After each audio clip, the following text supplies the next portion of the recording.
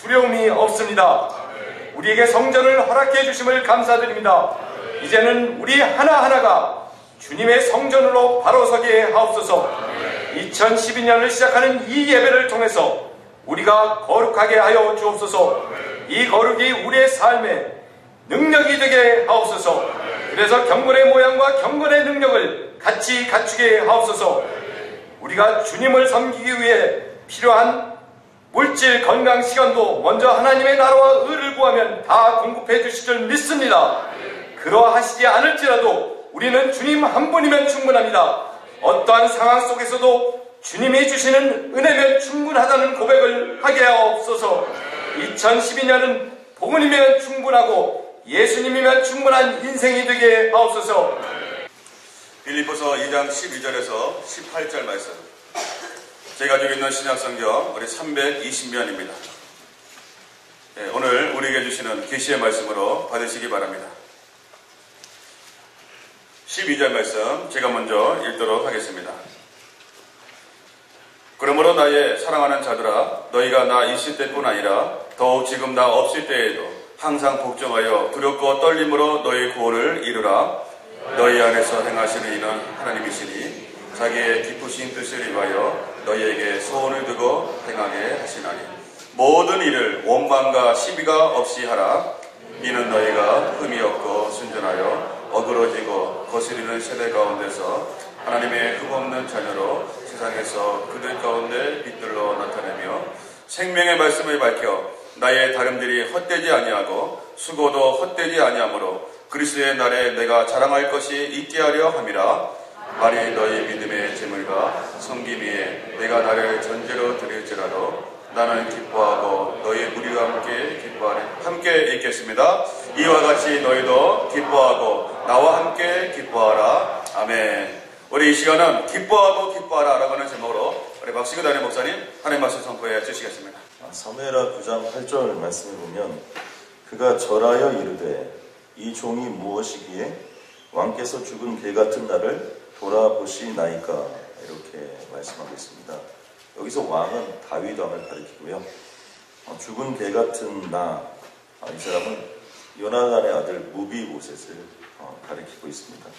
무비보셋은 특별히 그 몰락한 그 사울 가문의 손자 세대를 이루고 있죠.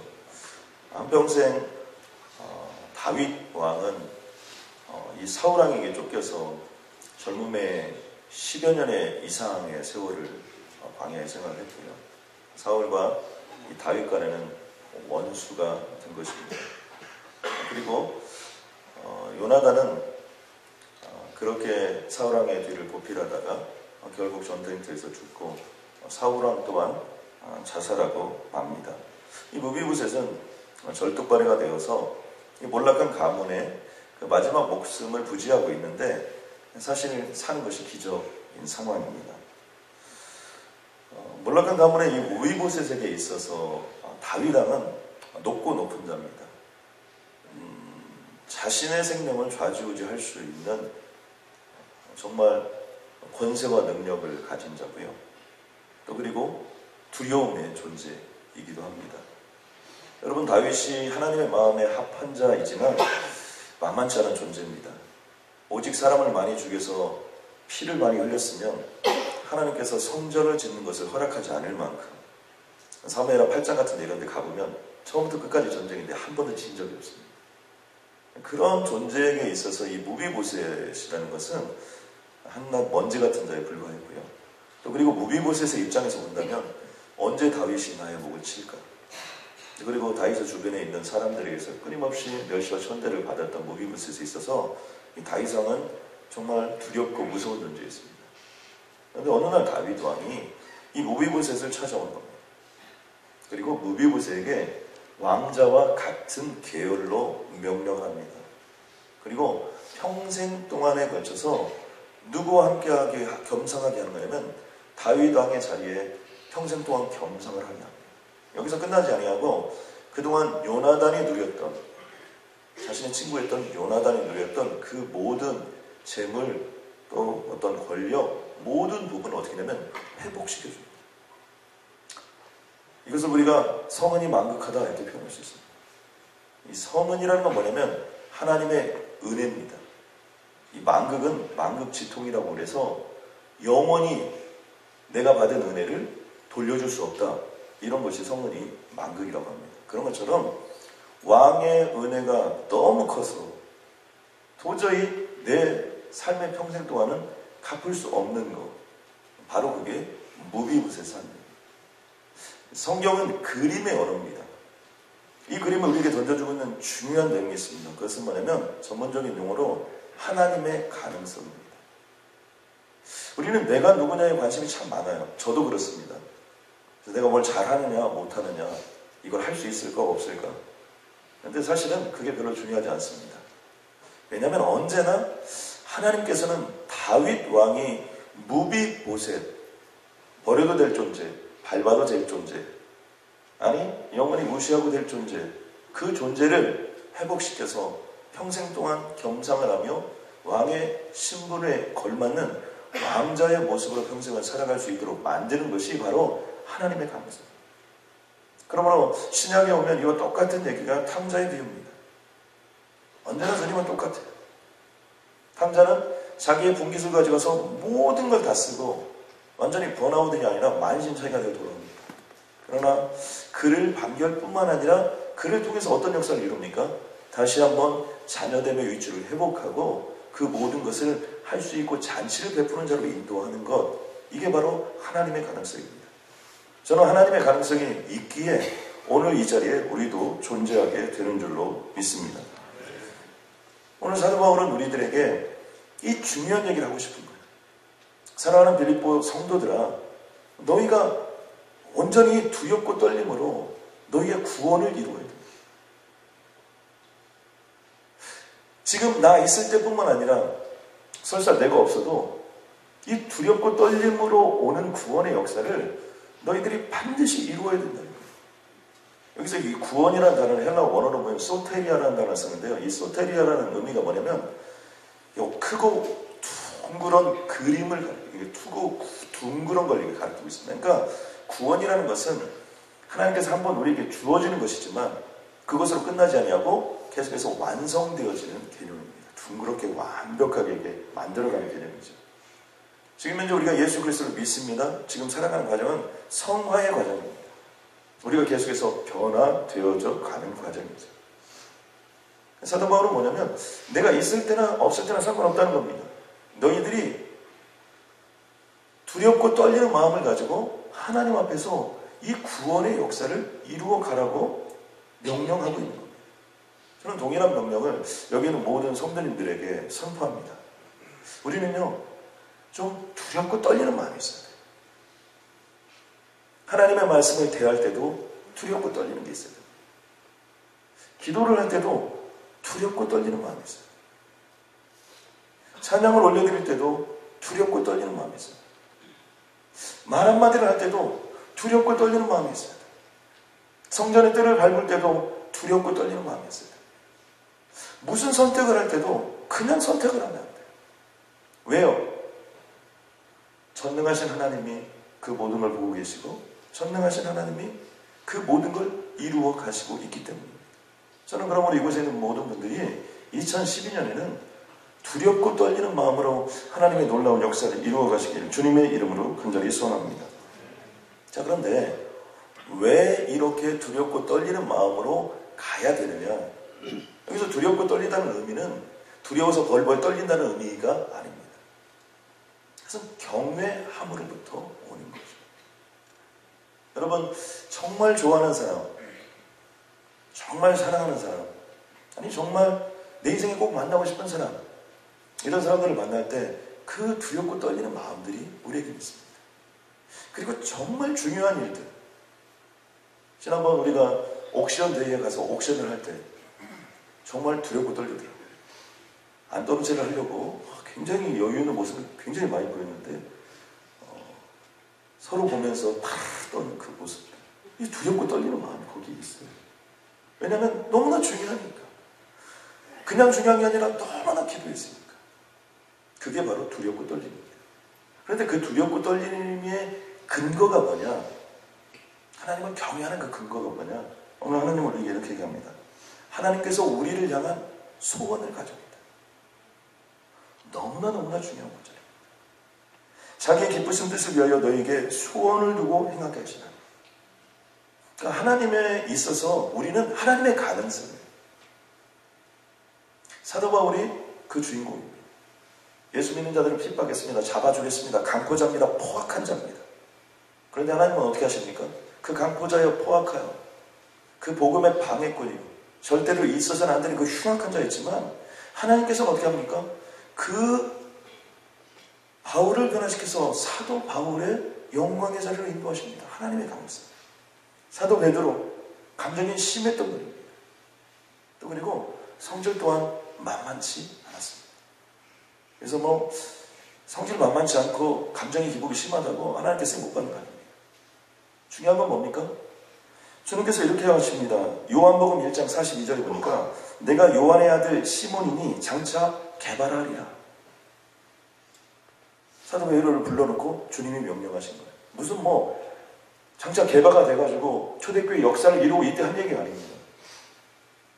사도 베드로를 만나고 하나님의 가능성을 선포합니다. 개발하는 뜻이 뭡니까? 반석이라는 것입니다. 하나님께서는 사도 베드로를 불러놓고 그냥 네가 변화되면 내가 언젠가는 너를 써주겠다 이렇게 얘기하신 것이 아니에요. 주님께서는 사도 베드로에게 일방적으로 선포해버린 겁니다. 요한의 아들 시몬아, 너는 개발아. 네가 반석이다. 네가 초대교회 반석이 되리라. 어떻게 됐습니까? 오순절 마가의 다락방에서 함께 기도하며 저녁 기도에 힘썼던 그 사도 베드로를 통하여 전도적 존재, 선교적 존재로 거듭나고 정말 초대교회. 여러분, 성경의 기록을 볼 때 최초의 이방인에게 복음을 전한 자가 누굽니까? 사도 베드로 아닙니까? 고넬료에게 환상과 계시를 통하여 그것이 오늘 우리에게 복음이 시작된 거예요. 그러니까 우리는 이 베드로 분은 반드시 여러분 천국 가서 감사하다고 여러분 우리가 꼭 그렇게 해야 되고 반드시 가서 만나야 되는 거예요. 그렇게 중요한 사람입니다. 어디서부터 시작된 거예요? 하나님의 가능성. 다윗은 이렇게 목동에 불과했습니다. 성경은 이렇게 표현합니다. 시편 8편 4절에 보니까 이렇게 고른 겁니다. 사람이 무엇이기에 주께서 그를 생각하시며 인자가 무엇이기에 주께서 그를 돌보시나이까. 나는 아무것도 아니었다는 거죠. 근데 하나님의 가능성을 통하여 나를 변화시켜 주시고 여기까지 인도하여 주신 줄로 믿습니다. 근데 그 전제가 뭡니까? 너희 안에서 행하시는 일은 하나님이십니다. 아멘. 우리 안에서 행하시는 일은 하나님이신데 하나님이 하시는데 그 하나님이 우리에게 마음의 소원을 두고 행하십니다. 그러니까 우리는 한 사람 한 사람이 하나님의 마음의 소원에 그 소원이 심겨진 존재. 그래서 요한일서 같은 데 보면 여호와의 씨가 심겨졌다.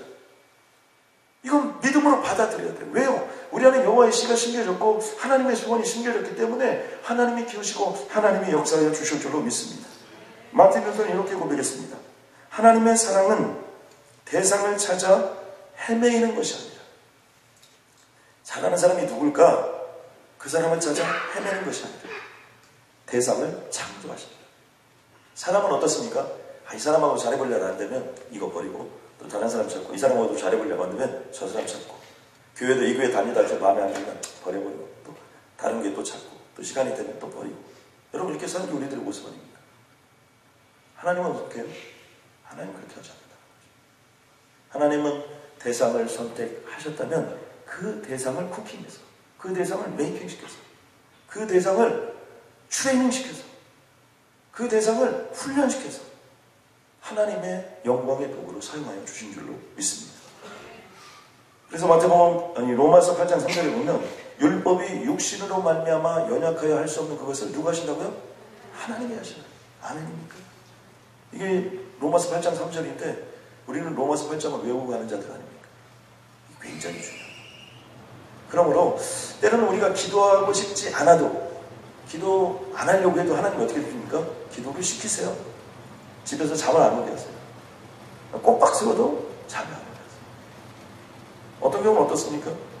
말씀을 안 읽고 싶어도 안 읽고는 견딜 수 없도록 만들고 어떤 때는 난 진짜 겸손하고 싶어요.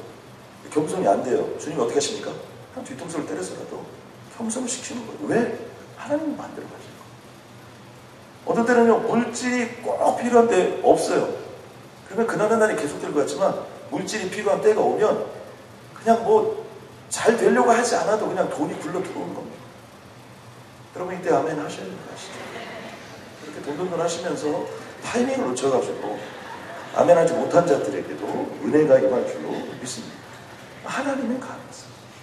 하나님의 가능성. 저는요, 제 자신에 대한 기대는 별로 없어요. 믿음은 딱 하나. 너희 안에서 행하시는 이는 하나님이십니다. 연약하여 할 수 없는 그것을 하나님이 하시는. 그러므로 하나님께서 우리에게 무엇을 명령하고 싶은 거냐면 2012년 내가 한다는 겁니다. 그러니까 나는 하나님의 소원을 이루어드리는 자. 그것을 믿고 나가는 자에게 그 기적 같은 역사가 임하여 주실 줄로 믿습니다.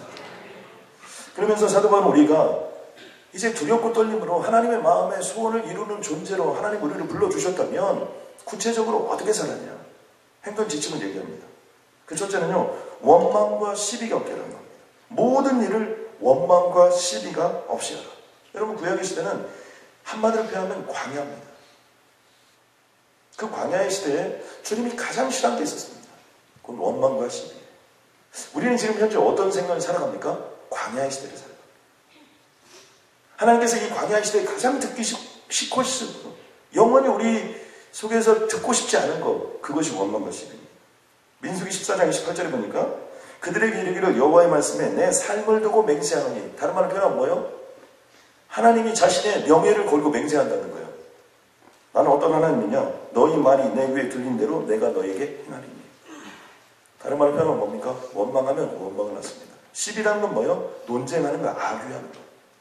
그래서 교회는 자꾸 여러분 무엇이 옳다, 무엇이 그러다 이런 얘기하는 것이 아니에요. 교회는 뭐 하는 겁니까? 간증하는 것입니다. 여러분 아멘입니까?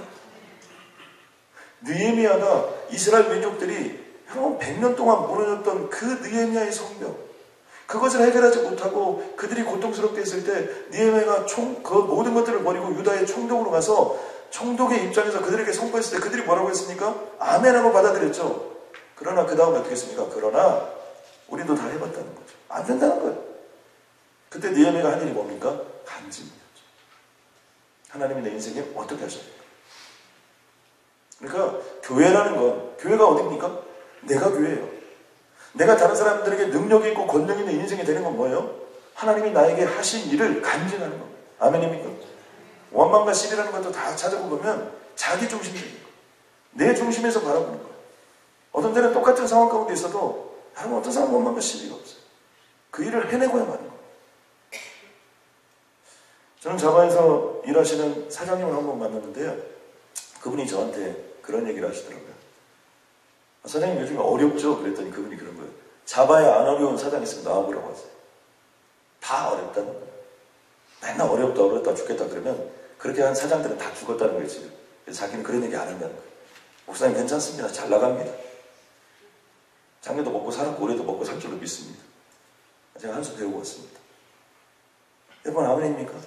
작년에도 먹고 살았는데 지금 살아있는데 하나님이 2012년 필요해서 여러분 한 사람 한 사람 여기에 허락하여 주신 줄로 믿습니다. 저는 다른 교회 전 부자 되고 싶다 이런 생각 없는데요. 다른 교회 막 그런 얘기 많이 들더라고요. 저도 하나님께 기도하기를 정치, 경제, 사회문화 열방 가운데 미국 상위 정말 1% 안에 들어서 하나님의 역사를 이루게 해달라고 개척부터 시작했는데 이제는 나와야 될 때 아닙니까? 여러분 아멘입니까? 옆 사람께 한번 이렇게 인사해 주십시오. 바로 당신입니다. 이때 아멘 놓치시면 안 되죠? 확실하게 아멘 해주셔야죠. 왜 원망과 시비가 없이 하냐면 원망하고 시비한 모든 사람은 광야에서 다 죽었습니다. 저는 원망하고 싶은 생각 없습니다. 시비하고 싶은 생각 없습니다. 왜? 그럼 광야에서 죽는 거예요. 하나님은 연륜과 경륜의 하나님이십니다. 하나님은 약속의 땅 가나안으로 우리를 이끌려고 광야를 허락하신 것이지 광야에서 그냥 말라 죽으라고 우리를 이끄는 것이 아닙니다. 그런데 그 연륜과 경륜을 못 보면 어떻게 돼요? 애들이 그러죠. 지금 그냥 하겠다는 거예요. 그냥. 그거 끝장 보겠다는 거예요. 첫사랑, first love, 안 이루어져도 행복한 건데 그냥 거기 목숨을 겁니다. 공부가 뭐가 아무것도 없어요. 그냥 헷가닥 한 거죠. 너무 어려운 거죠. 부모들은 살아봤기 때문에, 인생을 살아봤기 때문에 하는 거죠.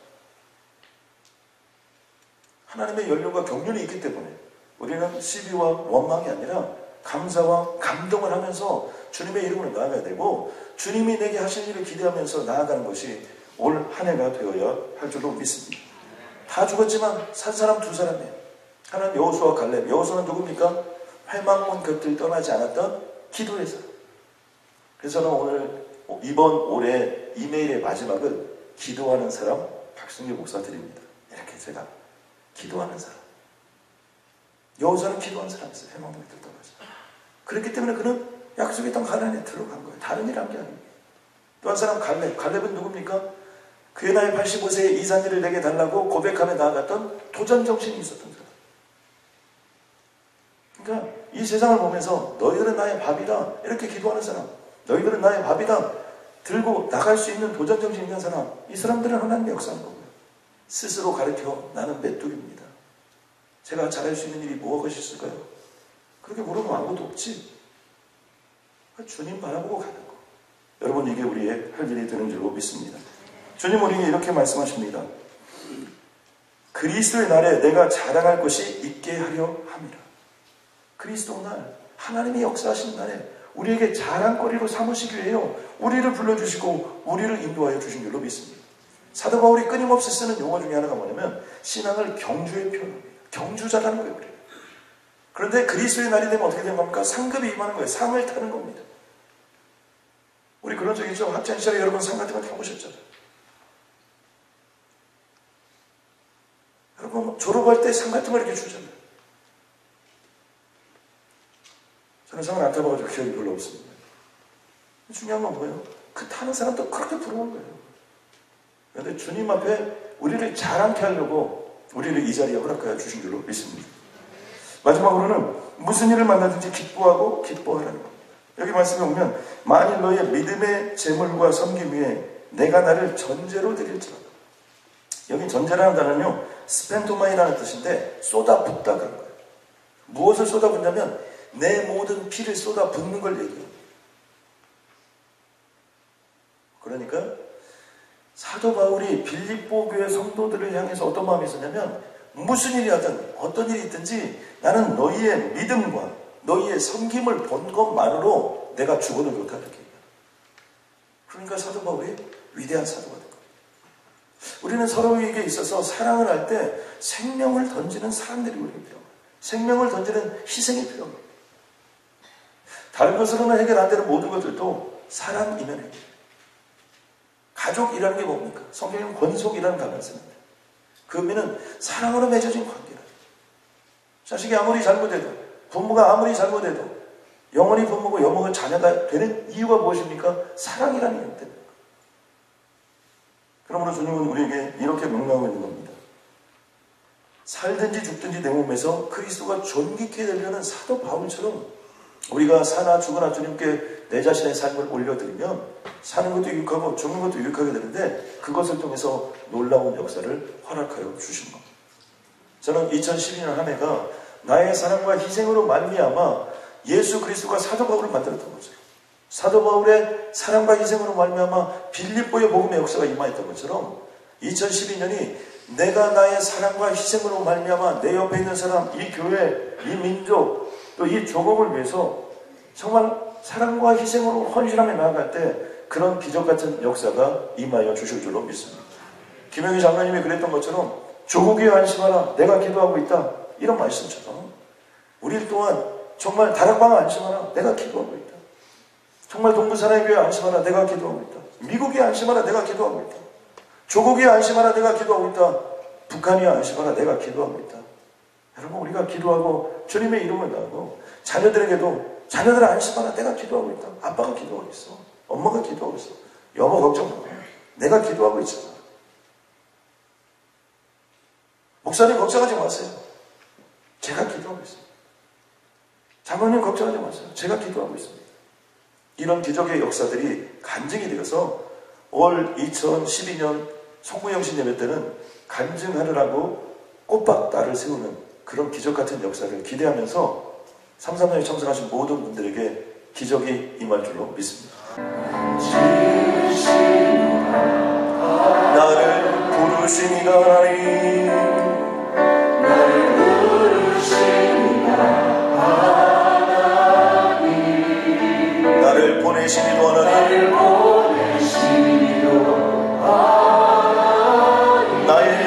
것은 나 하나님이라.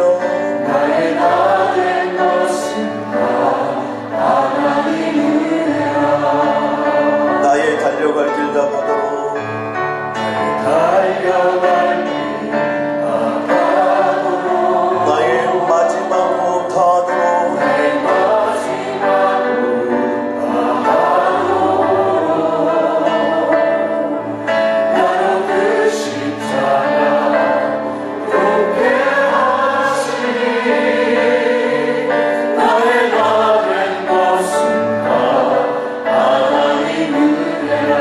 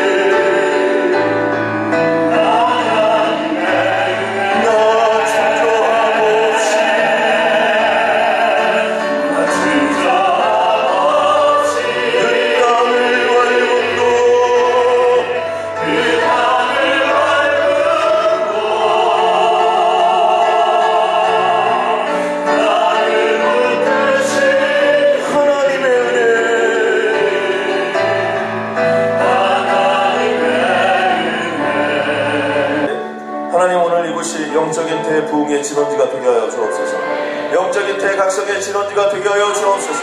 하나님, 100년 전 아주사에서 일어났던 일이 불과 여기서 30분입니다. 여러분, 그 거대한 부흥의 불길이 기도했던 몇 사람을 통하여 온 미국 땅이 변화되는 영적 대각성의 영적 대부흥의 역사가 일어났습니다. 저는 기도, 부흥, 선교의 역사가 이 교회에서 반드시 일어나게 될 줄로 믿습니다. 진우에서 땅끝까지 하나님 영적 대부흥이 일어나게 하여 주옵소서. 하나님, 내 가정에서 땅끝까지 영적 대각성이 일어나게 허락하여 달라고 기도하면 주께서 그런 인생으로 우리를 채워주실 줄로 믿습니다. 하나님, 뒤에 무디 같은 평신도 사역자를 통하여 하나님이 놀라운 역사를 이룩하셨습니다. 여러분, 조지 필드 같은 자들을 통하여 하나님이 새로운 부흥의 역사를 일으키셨는데 지금은 바로 그럴 때인 줄로 믿습니다. 하나님, 나를 그렇게 사용하여 주옵소서. 영적인 대부흥의 진원지로, 영적인 대각성의 진원지로 우리를 살려주시고 주님 인도해주시고 평양의 대부흥의 역사, 아버지 웨일즈의 대부흥의 역사, 하나님 미국의 제1차 제2차 대각성 운동의 영적 대부흥의 역사를 하나님 내 가정으로부터 내 입술로부터 이 교회로부터 시작하게 해달라고 선포하고 기도하면 주님의 기적같은 역사가 임하여 주실 줄로 믿습니다.